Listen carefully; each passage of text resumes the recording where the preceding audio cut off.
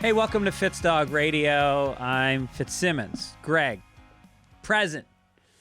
I am present. I'm just getting back into meditating. It's been a minute, and the difference is just it's one of those things like if I did yoga every day and meditated every day, I would be so fucking grounded and happy, and maybe even confident at some point. But I'm hanging in there. Watching George and Tammy. Holy shit, it's on Paramount Plus. I don't know where it aired. It might have been on Showtime originally.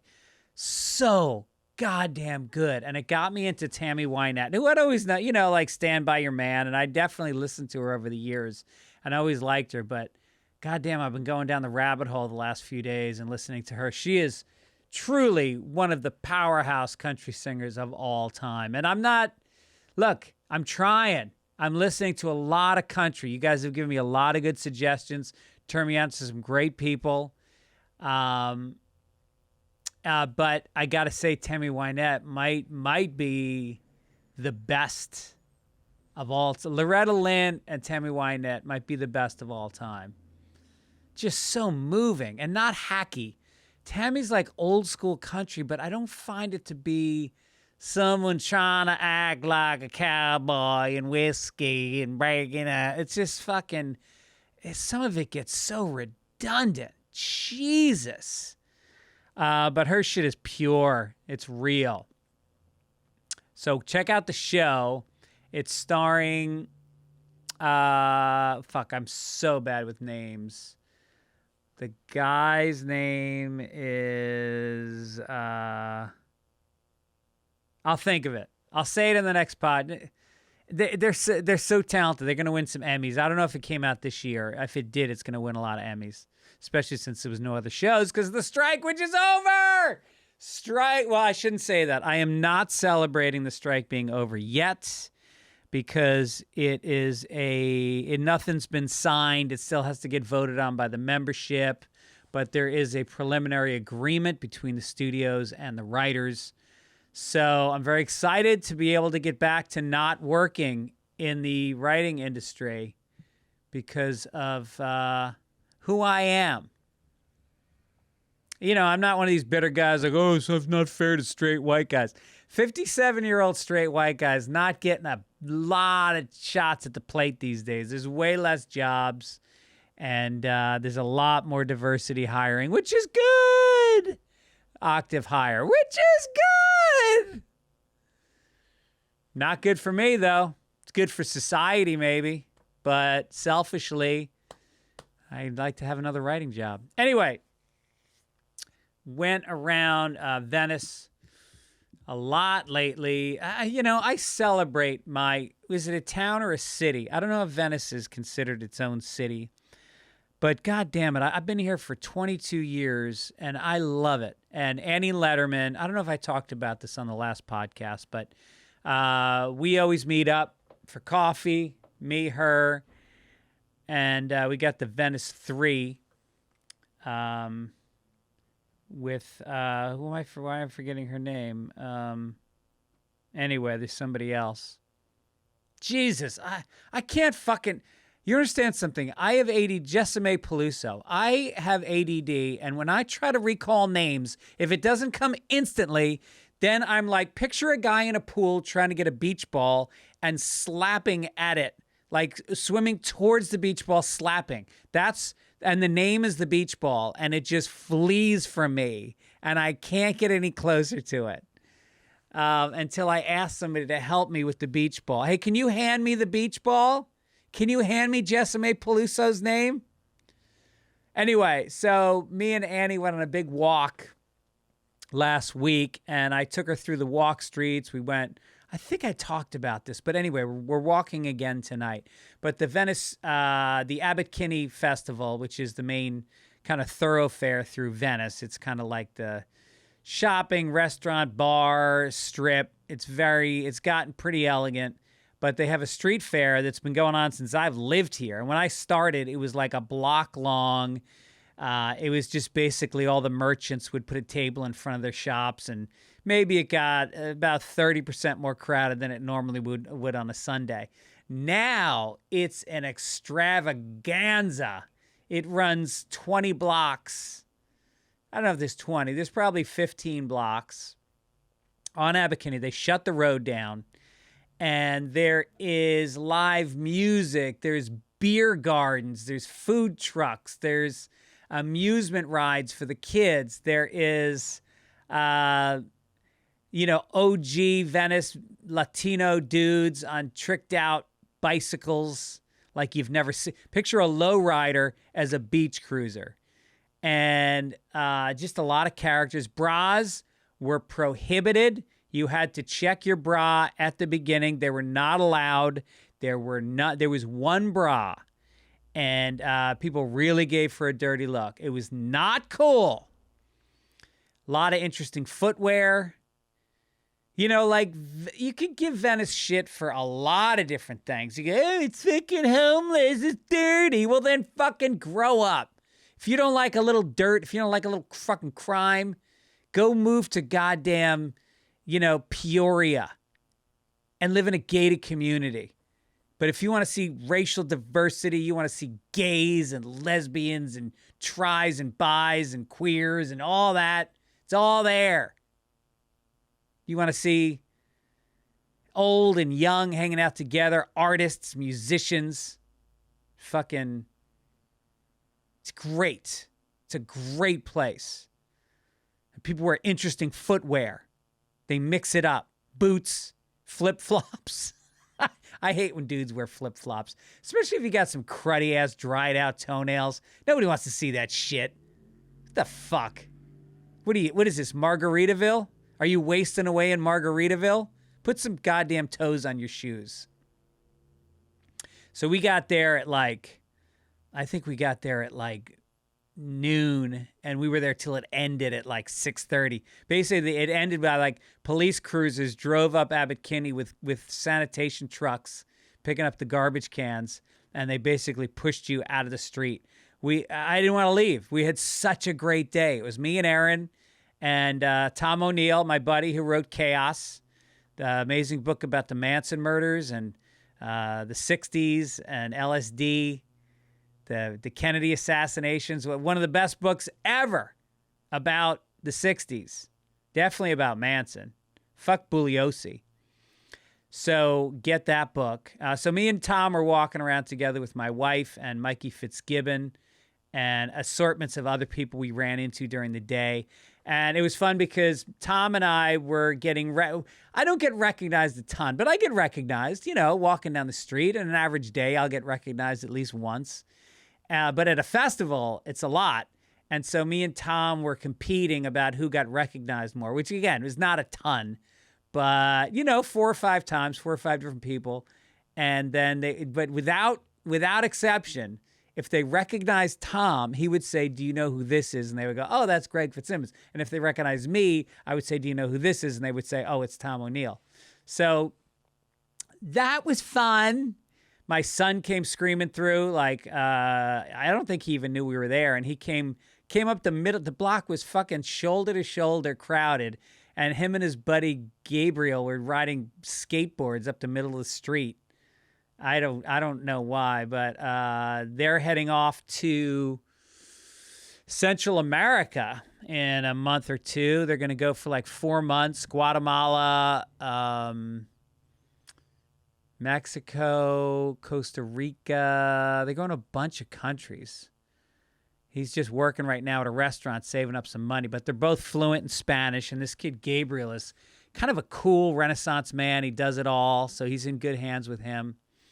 Lot of good Central American food at the festival. We had empanadas. We had cortadas, although I think that's Spanish. Everything was very international. There was fucking Brazilian food. There was Thai food. It was so great. So anyway, good times. You guys should check it out next year. It's usually in September every year. Had a great weekend down in Escondido, which is about 40 minutes north of San Diego, inland a little bit. It was where me and Aaron went on our timeshare trip. See last podcast for details of that. But I was back down there at a place called the Grand Comedy Club. Really fucking fun little club. Intimate, groovy people. They're, they're just interesting. I talked to a couple in the front row. The woman was dressed. She was about maybe pushing 30, but she had on a jean jacket, like a denim Levi jacket. And her hair was long, but it was feathered back like Farrah Fawcett. And she had on like blue aqua dangling earrings and heavy eyeliner. Total 80s. She was like Pat Benatar. And she was pretty and she was badass. And I go, what do you do for a living? And she said, I'm a predatory bird handler. And I said, what is a predatory bird? Do they hang around like parks and leer at children? But she's like red tail hawks and what are those other ones that fly? Falcons. And she takes them hunting. People, she works for a company and they take them hunting for rabbits and squirrels. I go, yeah, and cats. Don't tell me the hawks never come back with a fucking cat. And she kind of looked down and away. It happens. And then they slide that fucking collar off and they throw it down the sewer. But there's some cat. The cat population is dipping in Escondido since this company started. And then her boyfriend, same thing. He was kind of a good-looking dude. And I go, that's weird because with that job, I would have guessed homely and kind of nerdy. But you guys are good-looking and cool. So thanks to everybody who came down. Jacob Feldman featured for me. He did a great job. Funny young comic. Check him out. He's working out of L.A. Speaking of stand-up, I'm coming to Shirley, Massachusetts on October 5th at the Bull Run, and then Manchester, New Hampshire the next night, Nashua on October 7th, Foxborough October 8th, Sacramento, Arlington, Baltimore, Houston, Bakersfield, Austin at the Mothership, November 17th through 19th, just announcing that now. San Francisco at the Punchline, November 30th through December 2nd. Fort Worth, Atlanta. All shows available for ticketing at Fitzdog.com, where you can also send me a message. Send me an email. I get back to everybody. Always. It's what I do. I also go to a lot of sporting events. I go to concerts. I go to theater. How do I get there? I go to Game Time, baby. The best app for buying tickets for whatever you want to see live.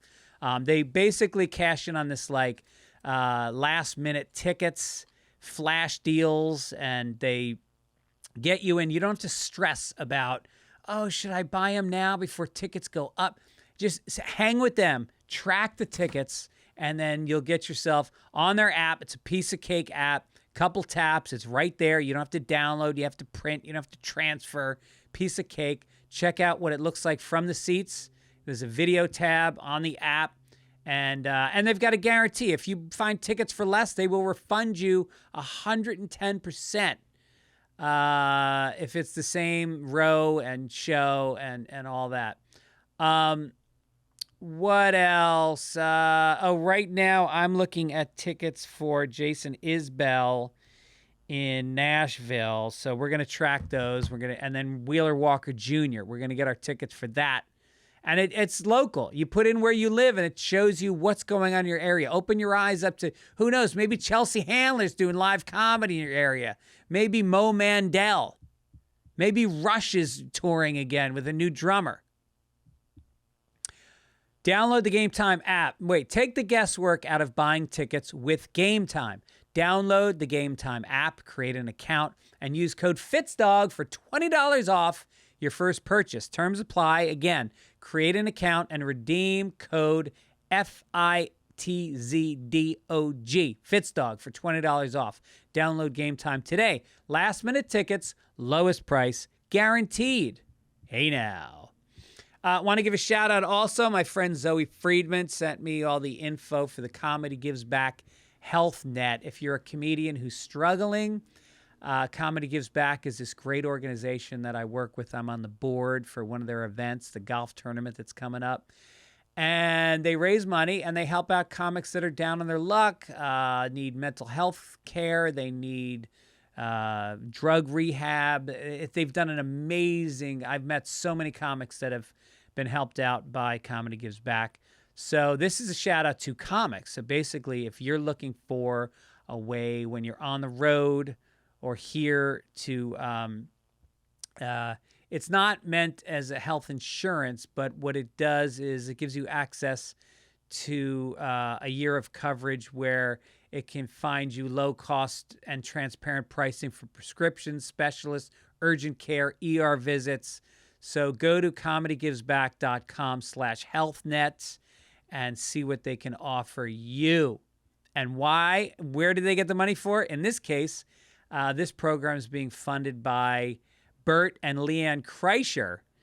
They're doing the Fully Loaded tour is getting a generous support to Comedy Gives Back, which is a shout out to Bert and Leanne for that. All right, got some mail from you guys. Rick Schwartz says that Maitland Ward is a relative newcomer to the porn world, but did you know that in her previous life she was an actor, like in Boy Meets World? She is one of only a few who successfully made the transition from mainstream to pornography. So she's a woman that I met doing the Adam Carolla show who was very sexy and very fun, and she was great on the show. And yeah, so there you go. Lucia Ribera has our first overheard. She said, one woman at a table in a coffee shop says to her friend, "Why don't you smile? You'll be so much prettier. Seriously, strangers come up to me and tell me to smile." And that's a tough. I don't know if I read this one already, but you can't say it enough. Just smile. Try.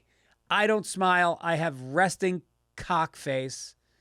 And my wife has always been told, she grew up in New York City, and everybody was always walking past her on the street telling her to smile. It's hard. It's hard, but it's worth it.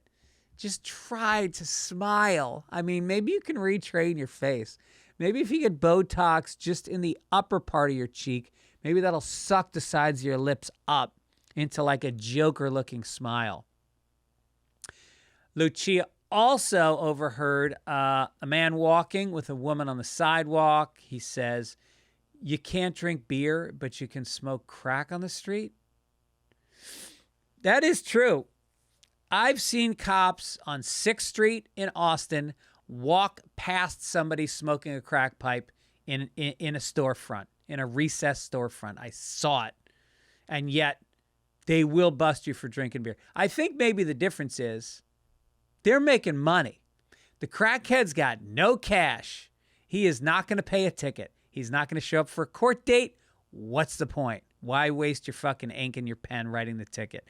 Give it to the drunk frat guy whose father is going to make sure he goes to court with a lawyer and pays his ticket. Smart, police. All right, let's get to it. My guest today, holy shit, have I been dying to get this guy on. He is the biggest comedian to come out of Ireland in 30 years. Truly respected by everybody in the comedy community. He's huge over in the United Kingdom and Ireland, and he's a guy who you should check out all his specials. There's one I just watched on Netflix that's really good. I forget what it's called, but he's got like 8 specials out. He's been on the Late Late Show a bunch of times, Late Show with Letterman a bunch of times. He was on that show Father Ted. You definitely know him if you watch Derry Girls. He's the father in Derry Girls. And he has his own show called the Tommy Tiernan Show over in Ireland, which is really great. Anyway, I had a chance to talk to him. Sadly, it's over Zoom, but next time I'm in Ireland, we'll be doing it in person. But I think it came out great over Zoom anyway. It was a really great chat, as they say in Ireland. It was good crack. So I hope you enjoy my talk here with Tommy Tiernan.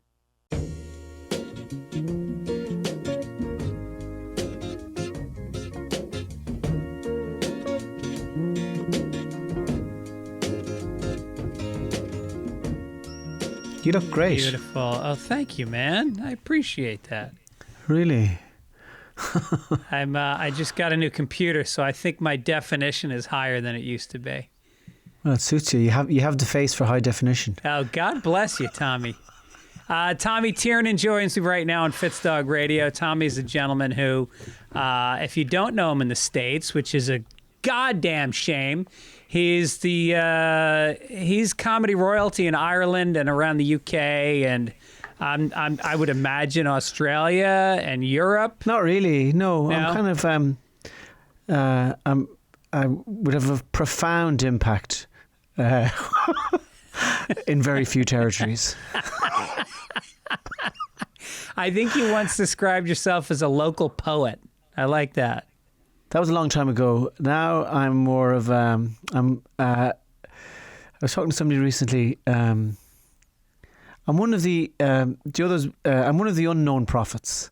One of those awkward little books of the Bible. I know. I was thinking about this actually before we got talking. You know, I think it was about, God, I don't know, maybe nearly 20 years ago when we did a show together in, I think it was San Francisco. Is that what it was? San Francisco? I think so. Yeah. There's a red-headed lady who was running the club. Oh, who was Molly. Quite famous. Molly, yeah. right. Yeah. Molly I think Schmick. it was her place. So we're still at it 20 years later. And so how do we keep going? How do we, you go through,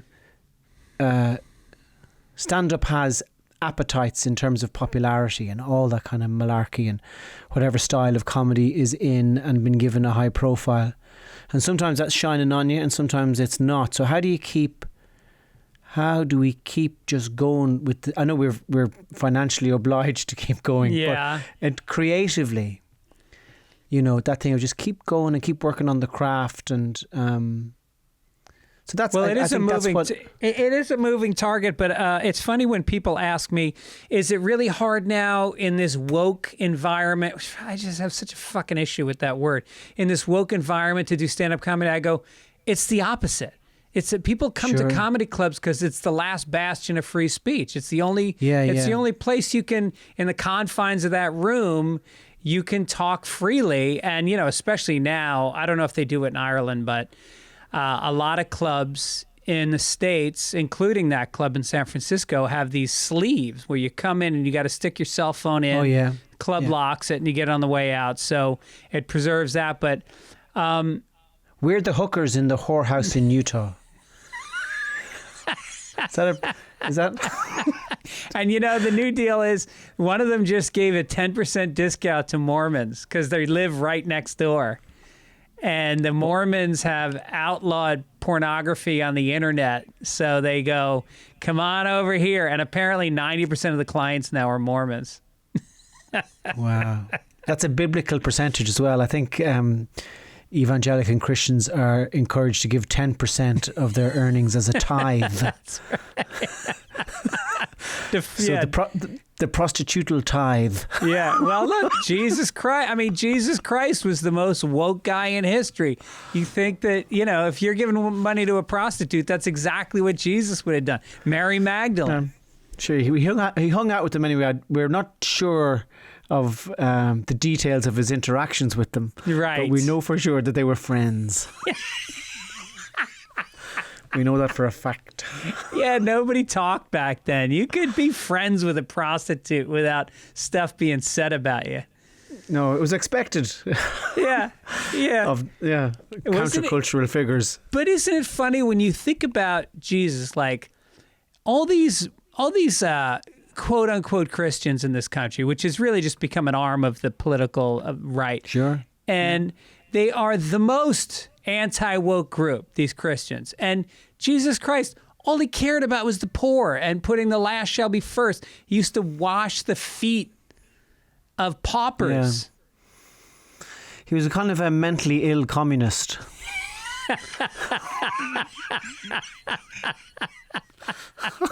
Yeah, he didn't really. Yeah, he was an unbalanced Soviet spy in Palestine. Yeah, there was Marx, Engels, and Jesus. Yeah, that's funny. The whole evangelical thing in the States. I did some shows in America in April of this year, and wasn't really. See, for people outside of America, when we were growing up in most parts of the world in the 1970s and 1980s, America was the greatest place on earth in terms of culture and excitement, possibility and hope. It was just like, it was the destination. It was where humanity aspired to be.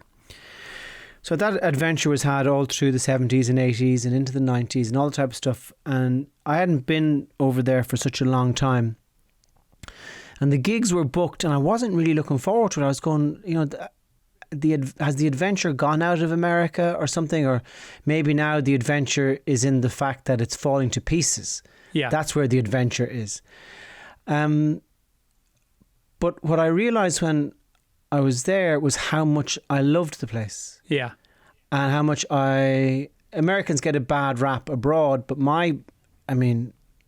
I loved walking around and talking to people, and just, I think you guys have an amazing sense of humour.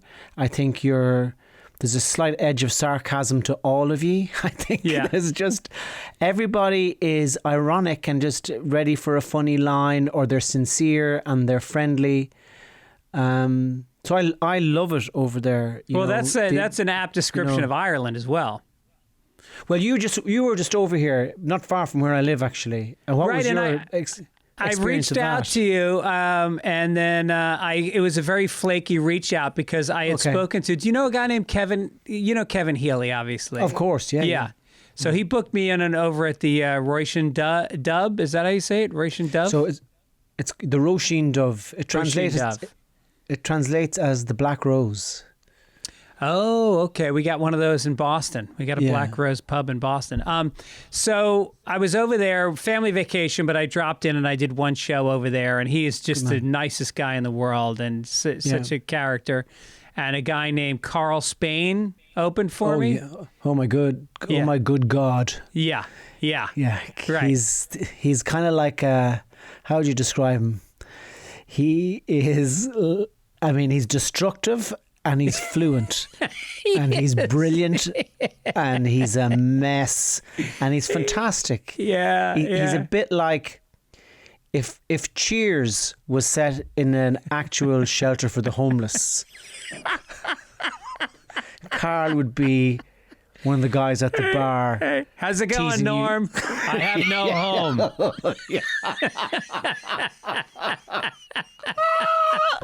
So he has cultivated the look of destitution to a T. No, he's amazing. I mean, he comes off in a full sweat when he's done. Oh my God! But his power of his mind is so sharp comedically. He's amazing. Anyway, so Carl opened for you. Well, I guess I should say he hosted. I don't know what you call it over there, but so it was great meeting him and watching him. He brought me up and I go, Carl Spain, everybody, 45-minute set, 3 minutes of material. How about a hand for him? That's him. But then we rented an Airbnb from a guy named James Cunningham, and I think your wife and his wife know each other. Yeah. And so he put us in touch, and I was like, oh yeah, God, I'd love to have a coffee with Tommy.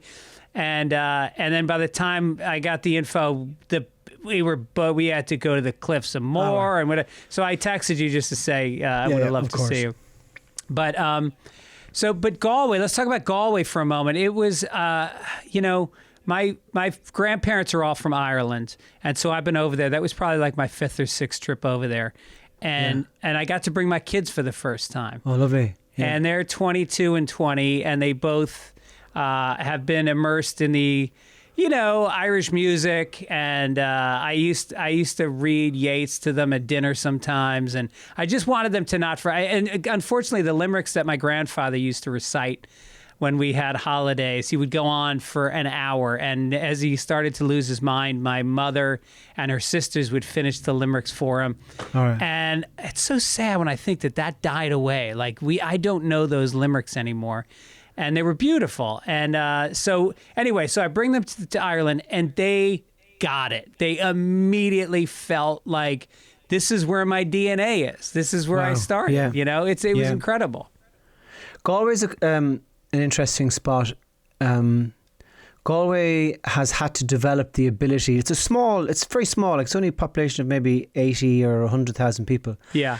But it has for financial reasons, it's had to develop the ability to tolerate and welcome the stranger. So initially it would have been people from Connemara, which for those listeners who don't know, it's kind of like it's a wild, untamable, treeless, rocky part of Ireland. People live there and they're native Irish language speakers. So Galway would have had a strong English language base, so they had to be able to deal with these kind of crazy mountain people. They had to be able to deal with fishermen from Spain and Portugal and France landing in the port. Right. And then around the 1930s and 1940s, in order to survive, it had to be able to welcome students. Right. And because the place is so small and the student population could be at any time 5 or 10% of the people living there, you had to develop the ability to live with odd creatures coming from other parts of the world and the country. Right. And now it's a big tourist place, so it's developed the ability to live with the strangeness of that. And I landed here. I've been living here 35 years now, and I love it. I love the fact that we're right beside the Atlantic Ocean, and the fact that every day the sea is different from hour to hour, never mind from day to day. The weather changes so much here. You look out across Galway Bay and you can see infinity, in the sense that there's no buildings in the way. You look as far as the eye can manage into the distance, into the horizon. And the city is 1,000 years old, so the centre of it, the streets are quite narrow and windy. The suburbs are boring like every other suburb in every other country. But the city centre has retained that kind of quirky unpredictability, topography, and I love it. It's got a beautiful cathedral. I think it's like one of the newest cathedrals in Europe, actually. That used to be a prison. No kidding. Yeah, that was a prison in the 1920s and 1930s. And then we just started behaving ourselves, so we'd no more bad people. Oh, good for you. Isn't that amazing? How'd you do this? It was either that or the English left. It was one or the other. And now, when it was a prison, did the priest just come in and say, hey, listen, you guys are all Catholics now. You've got a lot of sin to repent for. Line up. I don't know. I guess it's a strange thing. Like, I drove past a monastery today, which is now a 5-star hotel. So those monks 300 years ago could never, in a building that was committed to poverty and chastity, would never have imagined 200 years later that rich people would be fucking in their cells. And it wasn't forced. There's no forced sex anymore. It's all consensual. And that's hilarious. I think maybe that with the prison then turning into a cathedral, you're talking about the criminal classes being told that one day this will be a place of prayer and sanctimony. So I guess it's great to have those kind of nothing ever stays the same, which is great. We have this a prison right next to where I live in Venice Beach, and it's converted to an art gallery now. It's all like graffiti art from the Hispanic community in LA, and it's just great because you go into the cells. Each cell is a different artist that's showing their stuff. It's beautiful. Yeah. And then the cathedral, my mom is very Catholic. And so I took her on Sunday morning to the cathedral for Mass. And I knew that Catholicism was on the wane in Ireland, but I was not expecting the Sunday 11 o'clock Mass was about 20% full. I was like, sure. Wow, it's over here. Yeah. decency will always find a home. But I think it's wandering at the moment. Yeah. In terms of, so people would have gone to mass before and would have heard words like love and justice for the poor and love your neighbour. And there was all types of strange perversities and suppressions happening in and around that. But those words were said in those places. And now those words aren't being said anywhere. Right. So it's... we don't have a story anymore. You know, in Ireland we had a Catholic story, and that was, you know, when we separated from England, we just the main thing was to be as un-English as we possibly could. Right. To separate ourselves from the colonizer. By the way, this is I'm very well aware this is all barroom sociology. Are we drinking already? Well, I know it's probably 5 o'clock, so maybe you're deep into your whiskey at this point. But no, it's all good. I mean, I was just surprised because I knew that you guys had legalized abortion, and obviously the priest scandal was very deep there. But I really didn't expect that. And the funny thing is, you know, the priest came out and then the altar boys came out. And it's not like the old altar boys. These guys are about 6'3", built. Oh, yeah. Nobody's sending their scrawny kid to be an altar boy anymore. No. These guys are like bouncers. Yeah.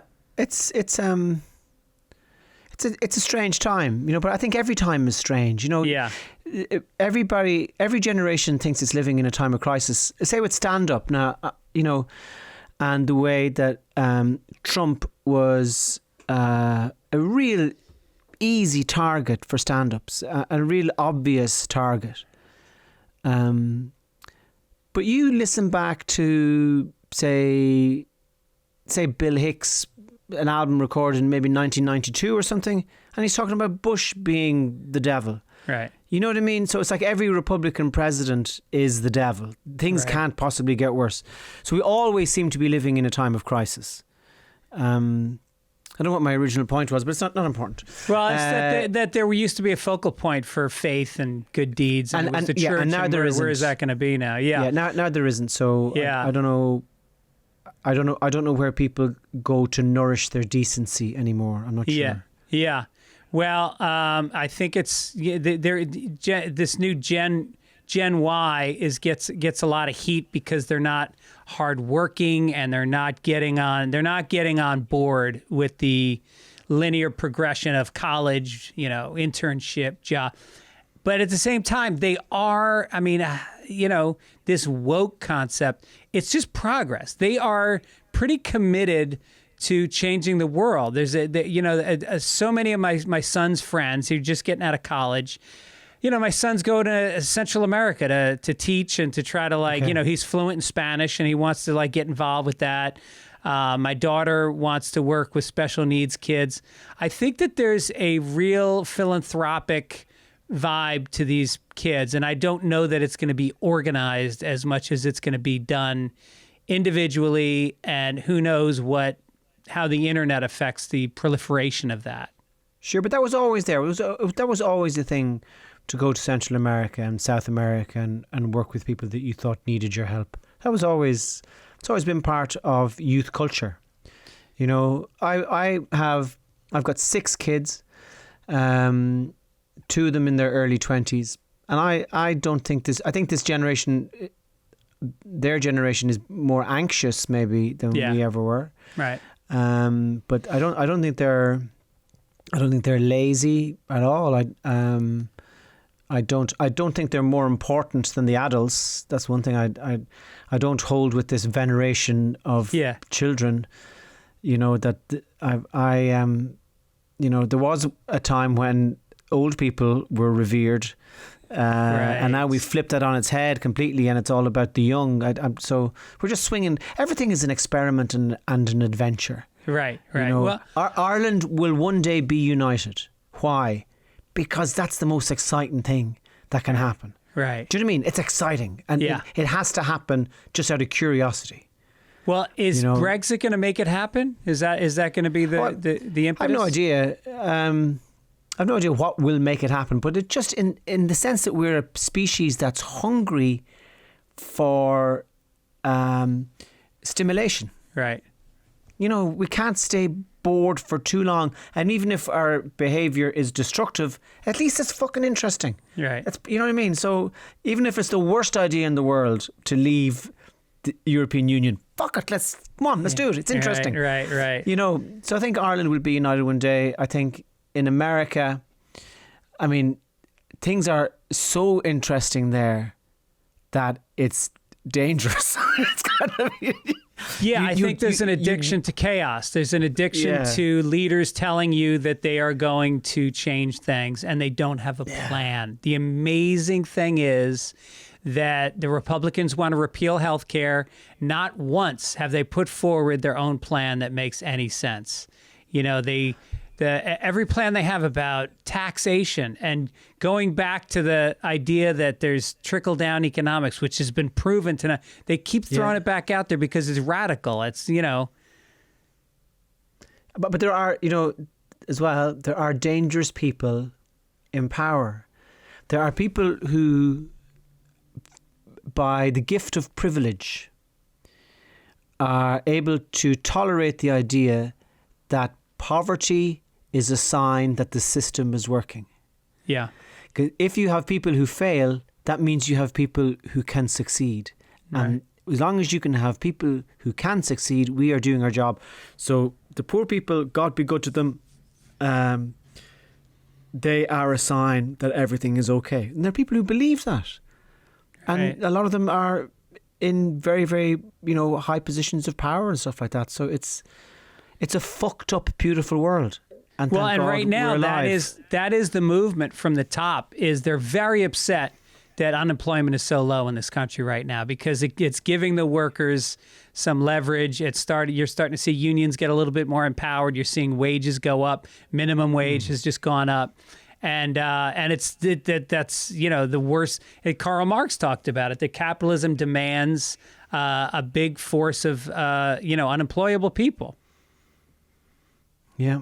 I hope someone's writing this down because it's gold. Here's the thing about you, you son of a bitch. You're so fucking smart. It's intimidating for an American. Oh man, I'm not smart. Are you fucking kidding me? Did you go to college? Not at all. I was unemployed. I was officially, so when I left school, tried to be a priest. That didn't work out. And then I tried to I think I just tried to get away from home. So I moved to Galway and I was on, we call it the unemployment benefit, we call it the dole. Of course. Over here. Yeah. So I was on the dole when I was 18. You had a great routine about that of like the dole you had to, I promise you I won't look for work until Tuesday. Oh, that was it. What was that type of go? You could, you had to promise to do nothing or something like that. Anyway, you had to sign a contract each week. Yeah, guaranteeing the state that you would do nothing. And I was long-term unemployed. Like by the time I was 21, like long-term unemployed. Wow. That's the thing you imagine only old people get. The old and hopeless. Yeah. No, I was unemployed till I was 26. Until stand-up, really. And I remember when we all start doing this job, you know, I think because back then it was still a kind of an outsider industry. Now it's much more of a thing of, well, if I can do stand-up, then I can be an actor, then I can, you know, it's kind of like people see it as a pathway to fame or something. But back then there was still an element of it being... that it had its own kind of its own existence, not connected to any other platforms or something. Anyway, right. So right. And I think what we go through in stand up, the first thing is the ability to come up with a good joke, and you're not thinking of money at this stage. Mm-hmm. The ability to come up with a good joke. The ability to come up with 10 minutes worth of material, and the feeling that your body gets being on stage and all those people laughing, and then seeing, well, I wonder could I get half an hour or 40 minutes, and building like that. And then one day you turn around and you realize that you maybe say have an hour's worth of material or whatever it is, or you're becoming a bit known on the circuit. You realize that you will always be able to make a living doing stand-up comedy. And that living mightn't be a very, not talking about loads of money, but you're talking about there are so many clubs in America and in the UK. I will always be able to earn a living doing this. And I remember that being one of the biggest, there's two big things I remember from doing stand-up. One was when I supported Dennis Leary in a theatre in Dublin. And my first time playing in front of 1,000 people. And I remember the noise, the size of the noise of the laughter. Yeah. Affecting me on a kind of molecular level. Right. I'm going, this is a drug. Mm-hmm. My central nervous system is not the same as it was 10 minutes ago. Right. And I remember that going, Jesus, Mary and Joseph, this is a holy moment. This is the priesthood could never have given me this. Yeah, right. Even the best of masses. Yeah. And then sorry, Greg, and then the other moment was the realization I can earn a living. And that was all we got into it for back then. My memory, if memory serves me right. Yeah, I did not use the word career for at least 10 years. I was 10 years in before, and now I talk to young comics in the green room that have been doing it for 9 months, and they're talking about their career and what manager they want and all that stuff. And they're sitting in the green room. I go, why are you sitting in here?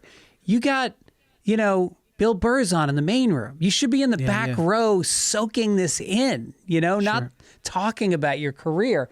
But that drug that you talk about, the first time I did stand-up comedy was a senior year talent show in high school. And I did some cocaine, and then I went on stage and I did some George Carlin. I did a little bit of George Carlin, and then I did my own stuff. And then I started shitting on the teachers, and they unplugged the microphone from backstage.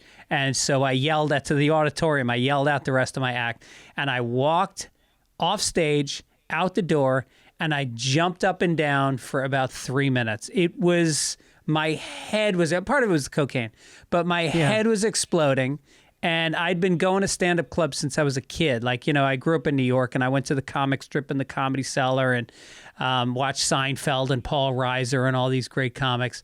And, it just became a thing of I think the first time you get an erection as an 11-year-old and you go, all right, I'm going to be using this. This is going to be a big part of my life.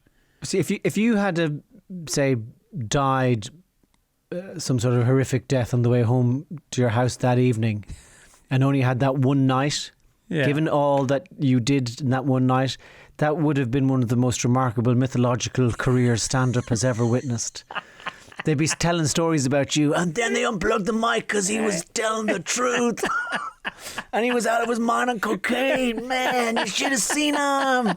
Only ever did one show. Only ever did one fucking show. It's like he landed, he exploded, and he was gone.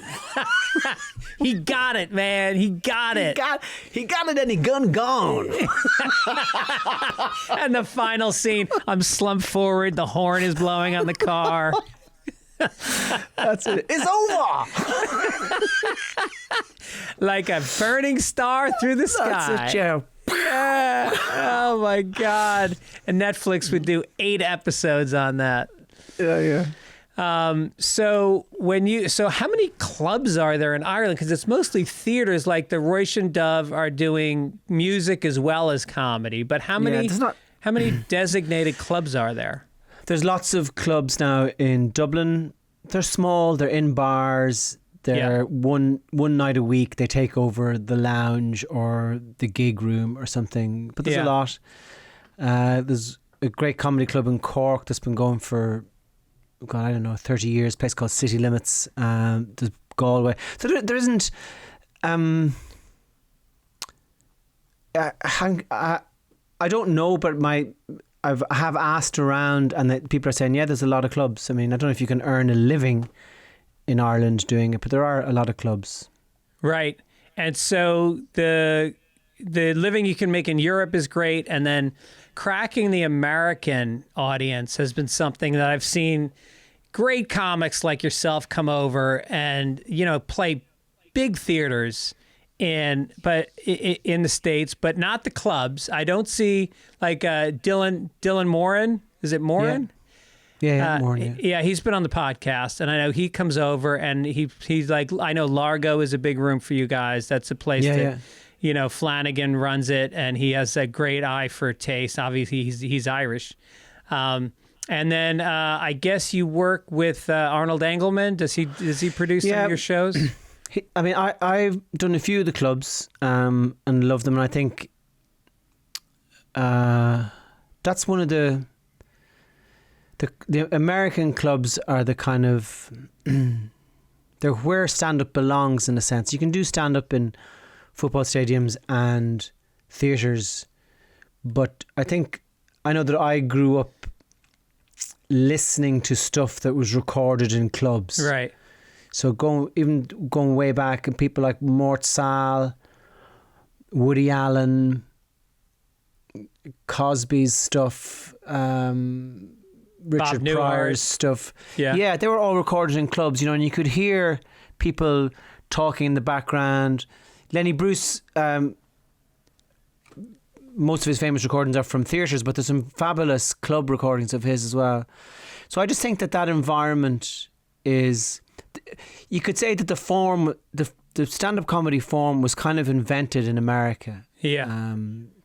So I love playing the clubs, but it in terms of the economics of, say, so I'm doing some shows in America in October, and if I say to my wife and kids, okay, I'm going to New York and I'm going to do some clubs there, and then maybe do Omaha, Nebraska, Pittsburgh, and a club in Washington, then I'll come home. Yeah. And they will go, well, have fun. Yeah. Yeah. We won't be here when you get back, but have fun. Have fun. So I totally get what you're saying in terms of the clubs and the difference between the clubs and the theatres. I love the clubs. But just in terms of the economics of the thing, yeah, you end up doing the theatres because it makes sense for the promoter, it makes sense for the act, but I love the clubs. I love them. Yeah, what did you did one at the what was the name of that place in England that you did? Something Water Rats, was that the place you did it especially in London? Yeah. I love the feel of that. There couldn't have been more than 100 people sitting in the audience. No. And I recorded a special actually in New Jersey in June in a place called Crossroads. Oh, yeah? Comedy Club. And that only fit about 120. So those places America's full of those places. Yeah. And you notice there's a rhythm thing as well that happens in the clubs, that if you're playing a theatre, now specifically only if it's been recorded, but if you're playing a theatre and you say something and it gets a laugh, so you wait for the whatever amount of people, 2,000 or 3,000 people to stop laughing. Yeah. And then you go on to the next bit. Right. But because there's so many of them, they're laughing for longer. And that just, when you're watching it at home on your computer or whatever, you're going, oh fuck man, this is slow. Right. Whereas in a club, they laugh for half a second and they're on to the next thing. Yeah. I think especially that suits your style because you are more of a monologist than a joke-to-joke guy, and when you do get your laughs, it's it can fuck up the flow of your story. You're on a rant, and if there's an applause break in the middle of it, and that's the thing I noticed with you, you don't get a lot of what they call clapter here, which is when you do a premise like Trump's a real piece of shit. That's not a joke. You didn't earn that round of applause. Yeah. And I think that your stuff cuts right through that, and it becomes. You can hear a pin drop and people are hanging on every word. And if there was those gaps of laughter and clapping, you lose that momentum. Well, I worked as an actor for a little while. So I remember when I started doing stand-up, because I'd been in a few serious plays, I've not been afraid of the silence. And sometimes you get comedians who are phenomenal writers, but they're not great performers. So they just you just get joke after joke after joke after joke, and there's no real awareness of the theatricality of stand-up or the possibilities for theatrical stand-up. Whereas I came from a kind of a slightly different background in that I was used to crowds being quiet. I was used to trying to create different moods with words, and I just try to bring still everything that I'm capable of. So I might be, able to do 8 different things, but only in terms of how good they are, it's only really 10 or 11% of what's possible in those 8 different things. Yeah. But if I bring all of those 8 to stand up, and I fill this one thing with all my different 11s and 12s, then it becomes something that's unusual. And that's what so, during COVID, I wanted to stop doing stand-up because it's kind of like having an embarrassing, autistic, kind of slightly unsocial cousin or relation or something. Like, I'd be embarrassed sometimes, and it happens when you've got kids who hear the stuff you do on stage. I'd be embarrassed at some of the stuff I think of Right. when I'm on stage, because you're like the naked person at the dinner party. Right. You're the fool, and it can be. I remember I said, so I'd been about a year and a half without doing stand up, and I says, okay, I don't want to resurrect that personality. I pay too high a price for it, because I'm embarrassed and ashamed of what I say sometimes in the cold light of day. In the moment, it strikes me as hilarious, but in hindsight, it's actually mortifying. So I was glad to get away from that. These are inner thoughts, or these are things you express on stage? No. This was when I was. No, this is stuff I say out loud on stage. Yeah. Right. So then I said, okay, well, what else can I do? And I said, I always kind of fancy myself as a bit of a poet. Yeah. So maybe I'll do some poetry. So I entered some online poetry competitions under another name, and one of the competitions I entered. No kidding. One of the competitions I entered, they published the top 1,000 poems received. I didn't even fucking get into that. So that's but I can take that shit poet part of me on stage doing stand up. Right. And that's where it belongs. It doesn't belong on its own in poetry, but if I can build it into the stand up, and it can light up the language in different parts of the set where people are laughing at the phraseology rather than there being an actual joke, if that makes sense. I know it makes a lot of sense, and it's something that I've been very aware of with stand-up, is what is it that makes a comic who's a good writer and a good performer go to that next level? And it's exactly that. It's, can you put together a phrase that is poetic, that can condense a bunch of thoughts, that can condense a point of view, a truth, and how quickly people can grasp that truth in a phrase. Sure. Landing a joke with a phrase that resounds and leaves you with more than just the laugh. Which isn't to say you have to be a comic that's always saying something, but just the phraseology is the thing that, when you look at comics that are great, Bill Hicks had an amazing ability to turn a phrase that stuck with you. I just remember that phrase. Remember, he said, "It's been so long since I had sex. The next time I come, it's going to come out like a wax dart." And you go, "Okay." That's amazing. Straight into some woman's forehead. So that's just great. That's poetry. Yeah, that's poetry. That's not. It's and it's beautiful. So yeah. Yeah. Did Hicks come over to Ireland? Did you ever see him over there? Because I know he went to England a bunch. Yeah,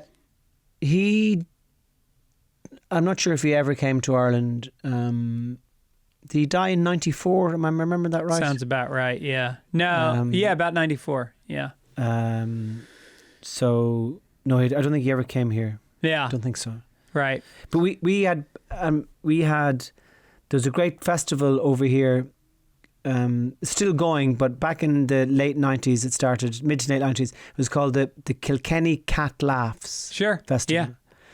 Yeah, Dom Irera goes every year, I think. Dom Irera used to go, but we had Mitch Hedberg. It was when Rich Hall was first coming over, so we got to see some great American comics that way. Yeah. So that was our only exposure really to what you guys were doing. Yeah. So one of the things that I remember you saying was that you travel for affection, and where was that affected by the break during the COVID? Did you sort of realign your I don't know if you'd call that a goal, but your dynamic with comedy after that? Did that change? Like I said, I was normal for a while. Yeah. I was really normal. I didn't have the adrenaline highs, and I didn't have the self-lacerating, self-conscious lows. I didn't have the regrets, and I didn't have the flights of fancy that gave me huge adrenaline, and I felt really normal. Yeah. And I wanted to stop. I told my manager, I says, I'm done with stand-up. I don't want to be that person. Yeah. I don't want to be that out of control again. Yeah. I don't want to be that life of... Because the pendulum can be extreme. You know, you can often be exhausted at home in the afternoon. Yeah. I've got kids, and I'm lying. I'm there. I need to sleep. Yeah. And you know, didn't want that. So I tried to quit. My manager said to me, "Okay, well, you know, you were halfway through a tour when COVID struck. Yeah. So what about the rest of the tour?" And I said, "We'll cancel it." And she said, "Well, you can't just cancel. It's going to cost you money." Right. And I says, "Well, how much is it going to cost?" And she said, "It's going to cost you £45,000 to cancel the rest of the tour." Wow. And I says, "Okay, well, I'll call you tomorrow." And then it was funny, because then I started getting ideas about stand-up. Well, maybe I could do this, or maybe I could do that. So my enthusiasm had reignited. But if my manager had said to me, "You can stop doing stand-up now, and it's not going to cost you anything," I would have stopped. Right, right. When I went back to it, I think I probably had the best 12 or 18 months of stand-up. It was as good as when I started. Because you'd let go of it. You were coming back to it. I don't know. Right. I don't know what it was. Right. But I was excited by it again once I gotten over the reluctance to begin, and I was and I fell in love with it again. Yeah. And that's where I'm at with it, you know, which is a nice place to be. Well, what's your relationship with your not your younger kids, but the ones that are closer to my kids' ages? I just had a very deep conversation with my 22-year-old yesterday about how I was as a parent.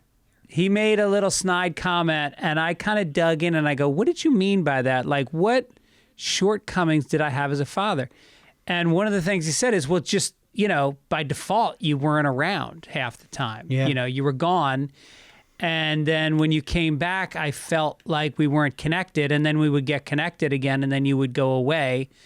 And the thing you just said, and you would just, it was a bad example because you weren't working during the day. You were just laying around. And I realized that I made a choice. You know, I'm not saying I prioritize my career over my kids, but, you know, to be a perfect father, it doesn't entail going away. Have you ever had a conversation like that with your older kids about the effect this has had on them? Well, only in my mind. Mm-hmm. You know, in my mind, they've lined up, and I haven't had the courage. I haven't had the courage to bring it up voluntarily. But inspired by you, the next time I see an opportunity, I will ask for the full shovelful of blame and anger. All right. You don't want to go there. I get it. No, I don't. I've huge. None of us were born to be absent fathers. vast majority of people I know aren't cut out to be absent fathers. Yeah. It is the way we were able to earn a living. Yeah. And, you know, and I also think that there isn't, sure, I think it's all okay, actually. Yeah. I think that every kid comes out of childhood going, you know, you never took me swimming.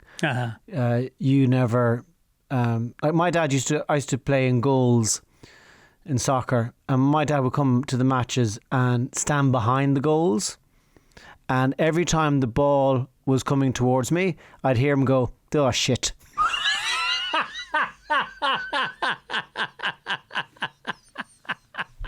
Oh, that's brutal. That's brutal. So there's, you know, I'd wished I'd had an absent father. Yeah, right. I remember my father. I played ice hockey growing up, and my father never came to my games. And he was a you know, an alcoholic, and you know so he came out to one game, and I was so nervous, and there was a kid. And I played defense, and there was a kid that was standing along the boards with the puck, and I took a run at him, just skated as hard as I could, head down, and I went to check him, and he just got out of the way, and my father was standing in front of the glass, and I smothered myself into the glass and collapsed to the ice. Oh my God. And I just saw him shaking his head when I got up. I don't know. I don't know that kid. I don't know that kid. Oh, God. No, so I think there can be sometimes a kind of a shape put on family life, and this is the way it has to be. Yeah. And for those of us who grew up in dynamics or were the fathers in families that didn't quite match that shape, you can start to feel guilty. But honestly, I think it's okay. Yeah. You know, I think it's okay. Yeah. Yeah, I mean, they didn't have...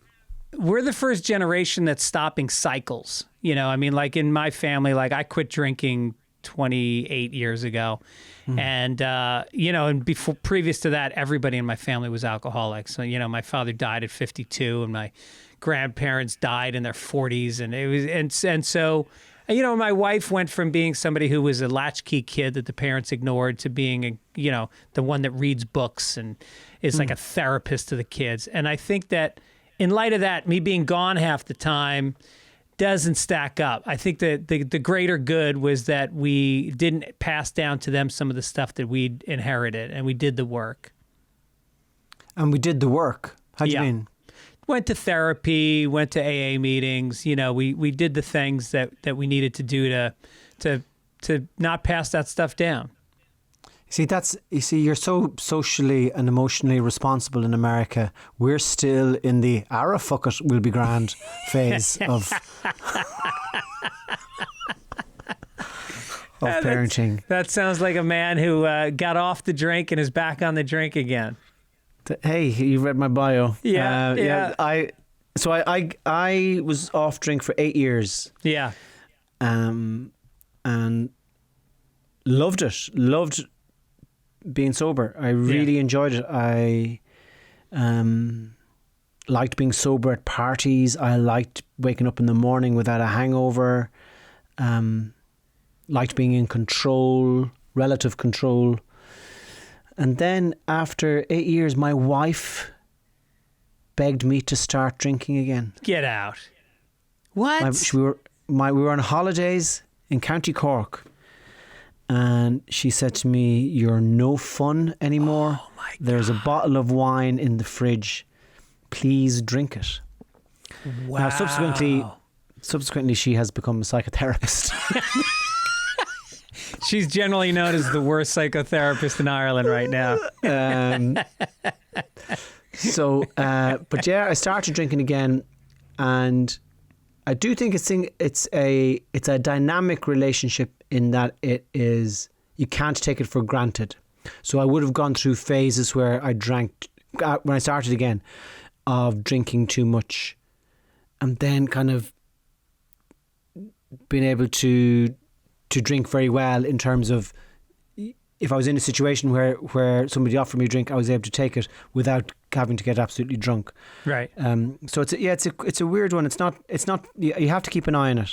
I'm jealous. Believe me, there's times where there's an outdoor party in the summer and a glass of cold beer just feels like it would be the greatest. And obviously being in Ireland was probably the biggest test of not drinking ever. I was with, in a house with 10 people and they were drinking night and day, the greatest beer in the world. And it was tough. And I do wonder sometimes if I could go back and have a relationship with it the way you do. But well, it'd be interesting to talk to you in a year when you're divorced and have a beard and are missing 3 teeth and a couple of black eyes, and you're there. It didn't work out quite the way for me as it did for you. Well, I think that's the film. Is we've got the scene where I die doing cocaine my senior year of high school, but then there's this sort of like, what if? Sequel. This is the what if. Right. Turns out he didn't die in the car crash. They brought him back to life.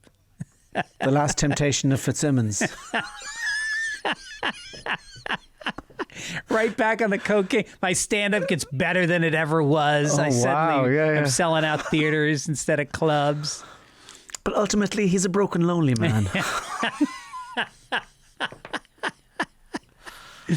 Well done, and more power to you in staying off the drink. Well, look, it's on a case by case, but I should also include that I'm what they call California sober, where I started smoking weed again about 10 years ago.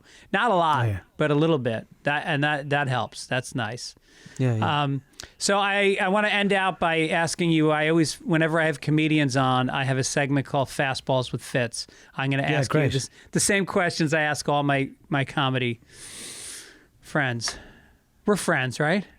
For sure. All right. For sure. I wish I could have seen you in Ireland. That would have been nice to have a cup of coffee. Well, I'm going to be in LA in October. I know. I'm out of town. When you're here. I'm so bummed, but you'll have a good time. And Michael O'Brien. Got us That's in right. touch, who's the best. Yeah, how long have you worked with Michael O'Brien? I first said hello to Michael way back in about 2006, 2007. Okay. I think. Yeah. A long time ago. Yeah. I work with him as well. The best publicist in the business. So what is the worst opener you ever had in your career? When you say opener, do you mean somebody who support was on before? Yeah. Oh. My goodness, the worst opener. God Almighty! I'm trying to think while I'm talking and fill up the space with sounds. Maybe I should send these questions to people in advance. I think that would be more fair. But I wouldn't want to give somebody homework. That doesn't seem right. The only thing that it reminds me of, and it's not really connected, but it has reminded me of this. So there's a fantastic Irish comedian called Andrew Maxwell. I don't know if you've heard of Andrew. No. He's brilliant. Anyway, one winter about 18 years ago, I had a show in London in the Tottenham Court Road in a comedy club where I subsequently saw Jackie Mason, who blew me away. But this particular night, it was a Christmas party. So London office people were there. I left Galway on the west coast of Ireland about 5 o'clock in the morning to get there. By the time I went on stage, they were drunk and I lost my temper with them. Yeah. And I said, fuck you, and started just attacking English culture, English heroines, attacking them in my rich Irish brogue, and they hated me and started throwing money at me, like coins, to get me off the stage. And I did get off the stage, but not before saying, "You've all been a bunch of cunts. My name is Andrew Maxwell. Good night." That's fantastic. So that's what that question reminded me of, that particular incident in my life where I... Did you do your time? Did you stay up there for your whole time? I stayed up for my time, but... that's the key. You ever see Bill Burr in Philadelphia take on the crowd? No. Dude, write that down right now. Bill Burr Philadelphia crowd, hecklers. He goes on, and it's a very similar situation. Yeah. Okay. He hit them with he attacked them for being from Philadelphia, where some of the greatest boxers of all time, professional boxers, came from Philadelphia. And he said, this city is so racist. The only statue you have for a boxer is Rocky. And he's not even a real guy, but he's white. I'll ask you this. There's two types of people in the world. Go. Me and everybody else. There you go. That's the only right answer. If you're not saying that, you're not a real comedian. Yeah. Have you ever not finished a set on stage?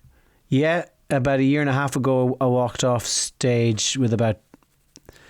it was part of that beginning to get into stand-up again after I said I didn't want to do it. Yeah. And I got 60% of the way through the show, and I said, no, I'm not doing this. Good luck. And was that on them or on you? It was back remember when people were coming to comedy clubs with masks on? Yeah. And we're sitting 2 feet away from everybody. Right. And it was like I'd stood up in a hospital waiting room and was trying to humour them with my filth. I just go, fantastic. Fuck this. That's great. If you can't see it, that was the worst. When you can't see their faces and you just see their eyes, and their eyes seem to be frozen and you don't know what's going on here. No. That's 50% of the feedback we're getting. And if you can't see that, you don't know what's going on. And I think you're a connected comedian. There are comedians, like I don't think Brian Regan would have been affected by masks because he just puts it out. He goes out, he's got his act, he does it.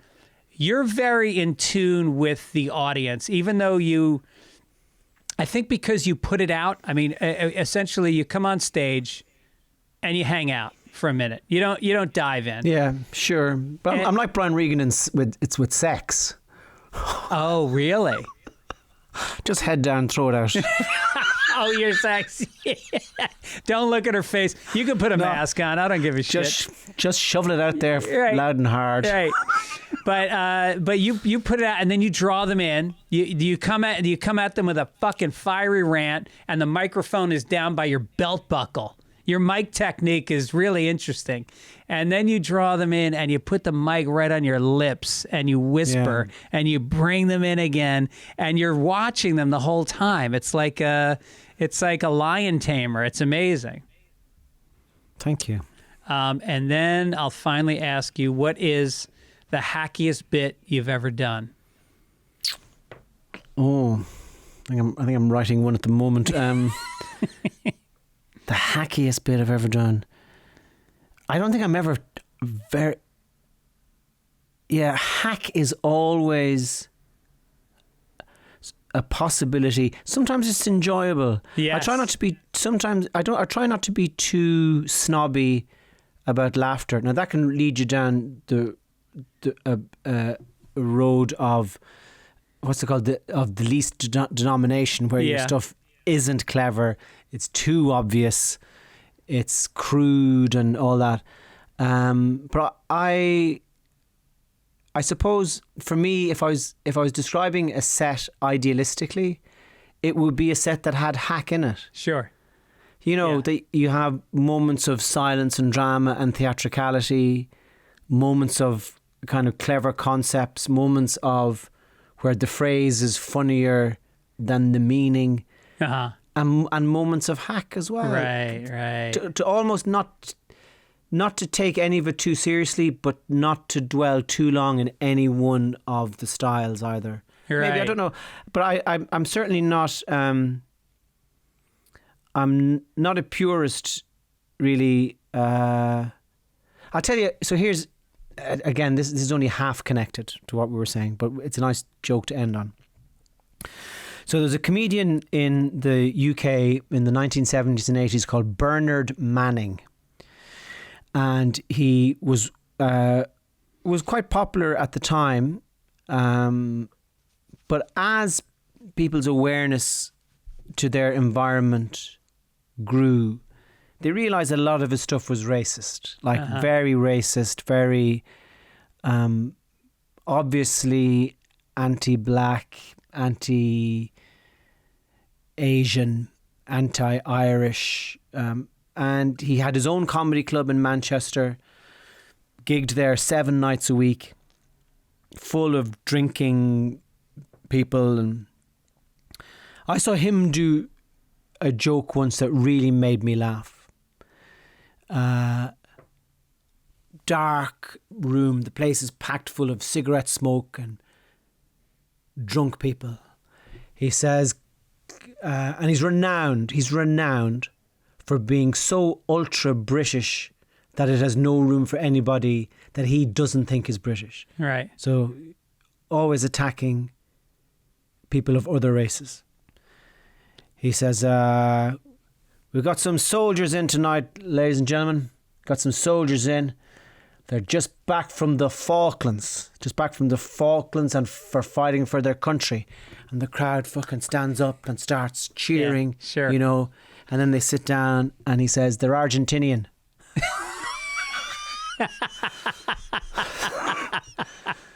So if even the most racist comic is capable of a good line every now and again, right, then I like to think that we're all capable, that I'm capable of hack. Right. And I try not to give myself too hard a time about it. That was maybe one of the best responses I've heard to that, because it is joyous to throw in a joke. I have a joke about, the proctology exam. And and I have a tagline to the joke that if I walked into the room and I saw Mark Maron do that one line, I'd be like, I don't know about this Mark Maron anymore. And that's why I love doing it. I love to and it fucking kills. So joy doesn't have any boundaries. Yeah, right. So that's ultimately, we want the greatest nights of laughing are when we all leave the venue slightly happier and more joyful than when we went in. And if that includes hack and silly jokes, right, so be it. So be it. So be it. All right, Tommy, I can't thank you enough. I've been looking forward to this for years. I've always wanted to have you on, and I'm just so grateful you gave me your time, and I'm so bummed I won't be here when you're in LA, but you will be in Seattle on October 16th, Portland, October 17th, Los Angeles, October 19th through 21 at the Great Largo Theater, San Diego, October 23rd, and San Francisco, October 25th. If you want to get tickets, go to TommyTiernan. What is the ending of your .com? It is .com. I thought it was something else. Yeah. And you can get that's TIERNAN. I cannot recommend enough. You will see somebody, and it'll stay with you. It's going to be hacky. It's going to be silly. Go enjoy it. Thanks, Greg. Mind yourself. All right. All the best.